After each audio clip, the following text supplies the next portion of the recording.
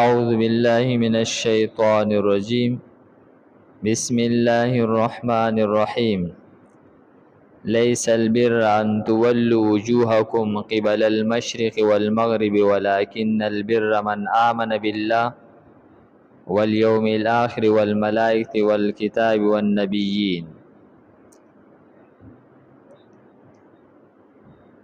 د دې آیت مبارکنا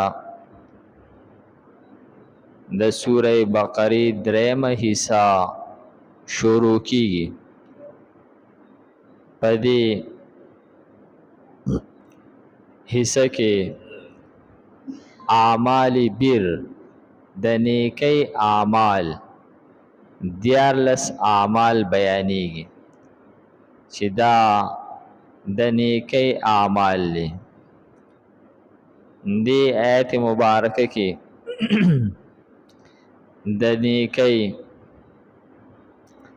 درې هغه بنیادی خبرې ذکر کړي. ان دین اسلام پوره خلاصہ دا په دې یو آیت مبارکه کې را بند کړی ده. دین اسلام کې درې بنیادی اصول لري: عقاید، اعمال او اخلاق.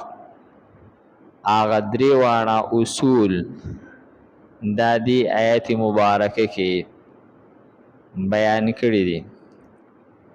نو فرمای لیس البر ند نیکی اندا خبره تولو وجوهکم چې وګرځوي تاسو خپل مخونه قبل المشرق مشرق طرف ته والمغرب او مغرب طرف ته.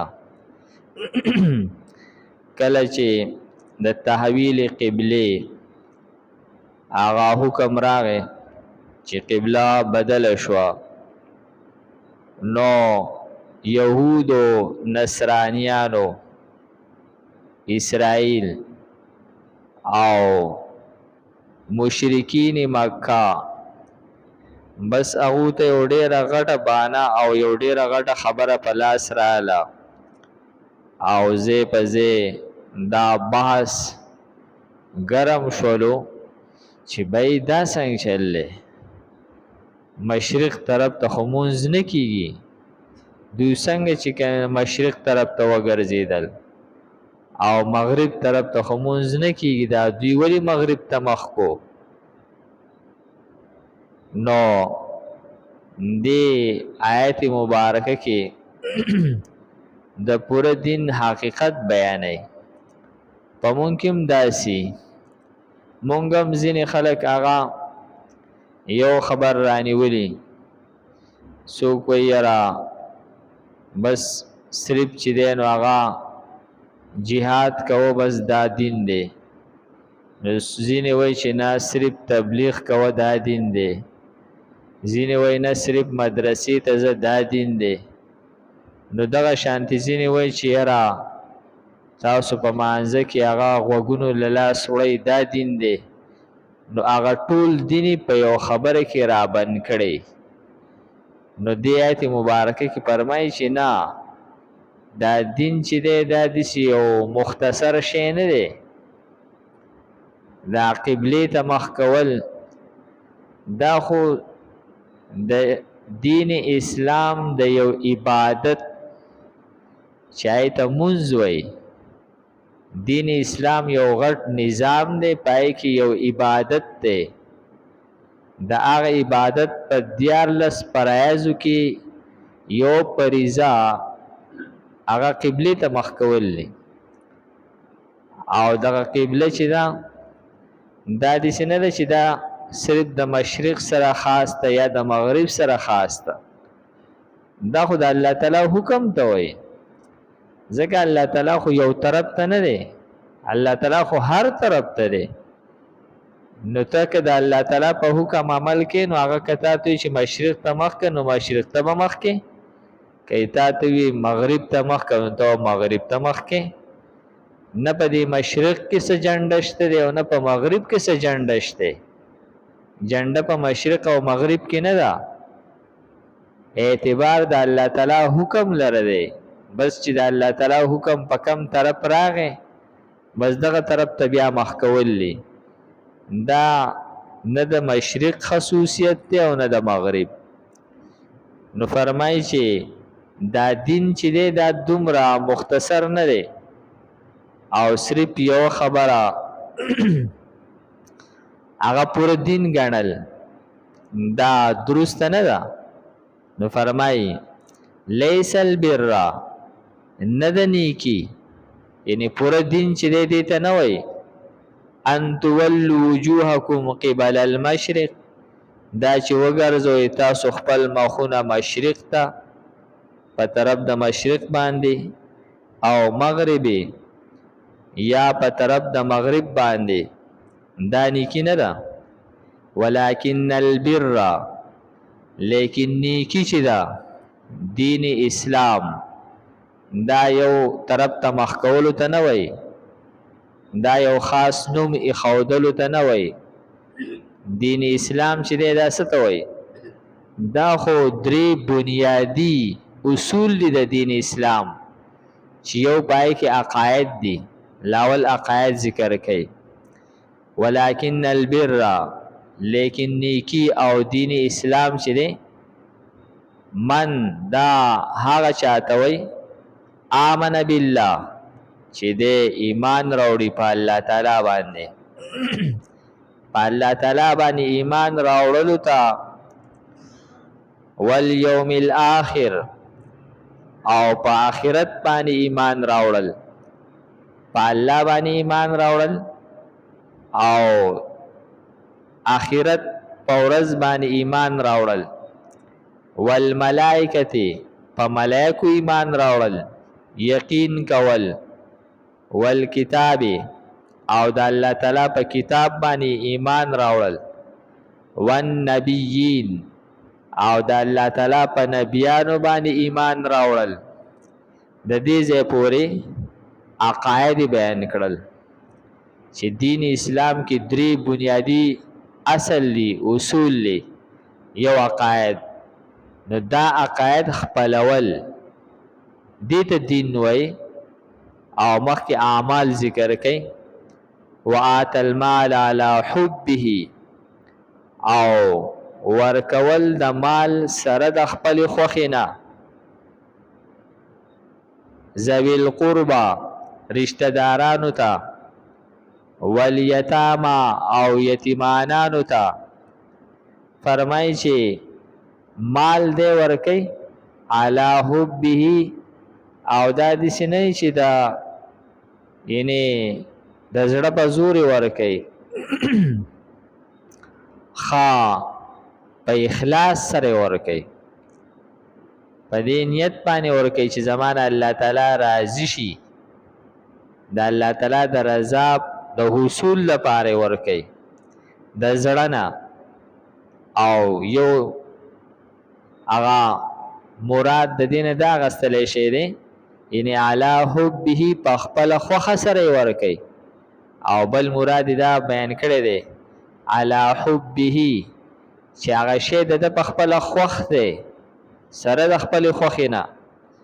کم شی چې دی ورکي داسې نه دی چې هغه د ده نه زیاتې شی دی، کور کې ځای نشته دی، دی چې زه بس چېرته به چاله ورکو، داسې نه ده. یو شی د ده په خپله خوښ دی، ده ته یې ضرورت شته دی، سره د خوښې نه او سره د ضرورت نه یو شی د الله تعالی په لار کې ورکوي. ذوی القربا رشتہ دارانو ته، والیتاما او یتیمانو له، والمساکین او مسکینانو له، وابن السبیل او مسافرو له، والسائلین او سوال کوونکو له، وفي الرقاب او په آزادولو د سټونو کې. دا عبادت مالیه هغه عبادت ذکر کو چې هغه د مال سره تعلق ساتي، او دای د ټول نه مخکې ذکر کو چې مال چې دی دا د دنیا سا ده، د دنیا روح دی. نو که د یو سړي امتحان اخیستلی کېږي نو په مال سره امتحان اخیستی شي. یعنې که مونږ ته یو سړی وایي چې یاره یو 4 رکعاته نفل وکړه نو موږ به 6 رکعاته نفل هم کولی شو. لیکن که ته یو سړي ته دا ووایې چې یو 100 روپۍ راکړه نو بیا د هغه سړي د ایمان او د هغه د دین پته ولګي. نو ځکه هغه عبادت مالی عبادت مخکې کړلو چې دا دین اسلام د صرف د مشرق مغرب ته مخ کول چې دی ته اسلام نه وای. دین اسلام چې دا خو دغه عقاید ته وای او یو داسې مال چې ستا خوښ دی او سره د زړه د اخلاص نه ورکې دی خلکو ته.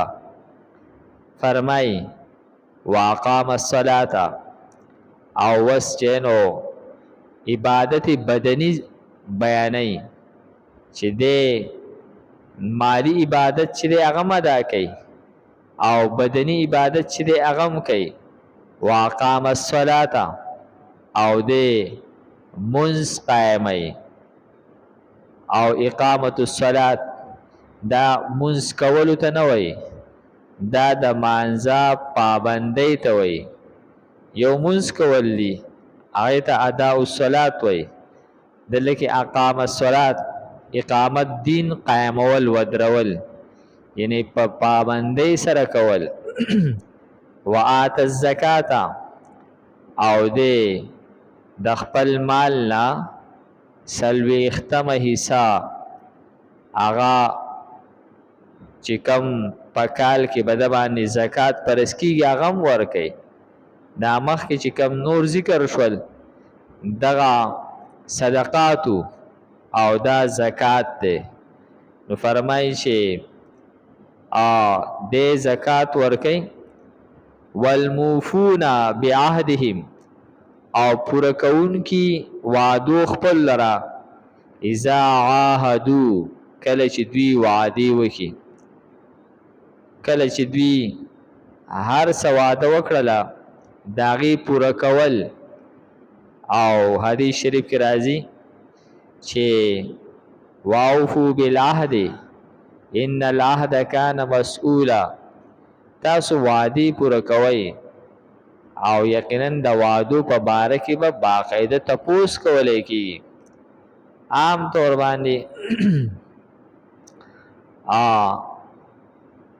دا خبره نن سبا د لحاظ نوتې ده. یو خو خلک هم ډېر زورور شوی دی، خامخا یو سړی به تا راکاږي او چې تا ته بیا ورسره څه واده نه یې کړي تا نه پرېږدي نو ته به ورته خامخا د ځان خلاصولو لپاره واده کې. نو دا خامخا یو سړی په ګناه کې اچول دی چې ته محسوس کوې چې یاره دی دا کار نشي کولی. نو ولې ته یو سړی خامخا ګناهګارۍ چې ته د هغه نه ما سره واده وکړه او زما سره عهد وکړه. نو فرمایي چې د دې په باره کې به تپوس کولی کېږي. دا عهد چې کوم بیان کړلی شو ګویا چې په دې کې ټول هغه حقوق الله چې کوم هغه الله تعالی زموږ سره عهد کړی دی او حقوق العباد چې څومره موږ د بندګانو سره سواد وعید کړی دی لکه بیع شرا نکاح دا ټول په دې عهد کې راځي. والصابرین دې ځای نه اخلاق بیانوي چې دا د دین اسلام چې دی دا د دې دریو خبرو مجموعه ده: عقاید، اعمال او اخلاق. والصابرین صبر کوونکي فی البأساء په سختو کې، والضراء او په تکلیفونو کې، وحین البأس او په وخت د جنگ کې.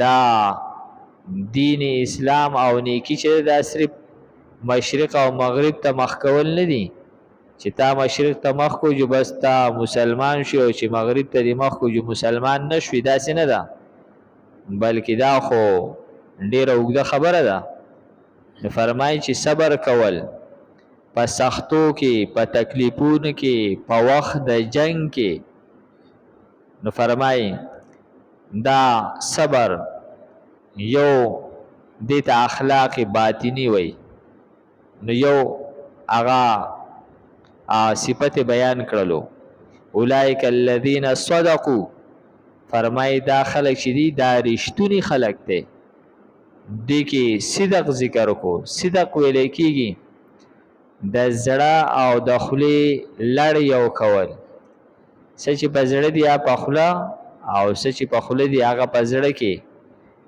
او کم چې حقیقت ته سواقع شي د اقشان بیانول دې ته هغه صدق وي چې کله یو معامله یو شانتي وشي او داغه تعبیر په بل الفاظ سره وکړل شي بل شانتي بیان کړل شي نو دې ته کذب ویلېږي واولائک هم المتقون فرمایي چې دا خلق چې دي دا پرهیزګاران دي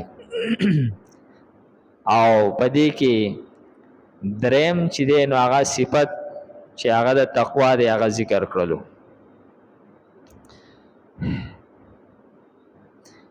لیس البر ندنی کی اندا خبرام تولو چې وګرځوي تاسو وجوهکم مخون خپل قبل المشرق په طرف د مشرق باندې والمغرب او مغرب باندې ولکن البر لیکن نیکی شدا من هغه څوک ته امنه چې ایمان راوړی دی بالله په الله باندې والیوم الاخر او په ورځ د آخرت باندې والملائکه او په ملائکه باندې والکتاب او په کتاب باندې والنبیین او په نبیانو باندې وآت المال او راتلکې دې په مال سره علا حبی سره د خپل خوښینا ذوی القربا رشتہ دارانو ته ول یتام او یتیمانو ته والمساکین او مسکینانو ته وابن السبیل او مسافر ته والسائلین او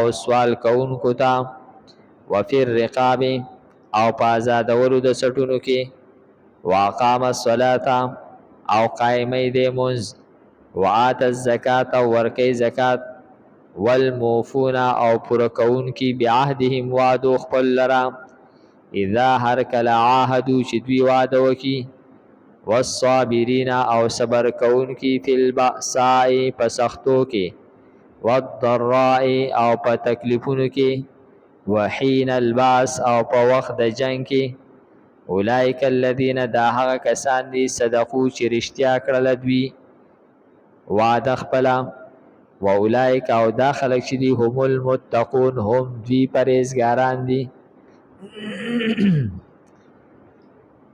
الحمدلله رب العالمین والعاقبۃ للمتقین والصلاة والسلام علی خیر خلقه محمد و آله و اصحابه اجمعین پروردگار زموږ دا ناست په خپل دربار کې قبول او منظور کې پروردگار د قران پاک پروردگار د دې درس د برکت پروردگار زموږ د دعاګانې قبول کړي پروردگار زموږ حاجتونه او مرادونه پوره کړي پروردگار موږ ته په قران پاک باندې عمل کول توفیق راکړي پروردگار زموږ د ناس په خپل دربار کې قبول کړي وصلی الله تعالی علی خیر خلقه محمد و آله و اصحابه اجمعین برحمتک یا ارحم الراحمین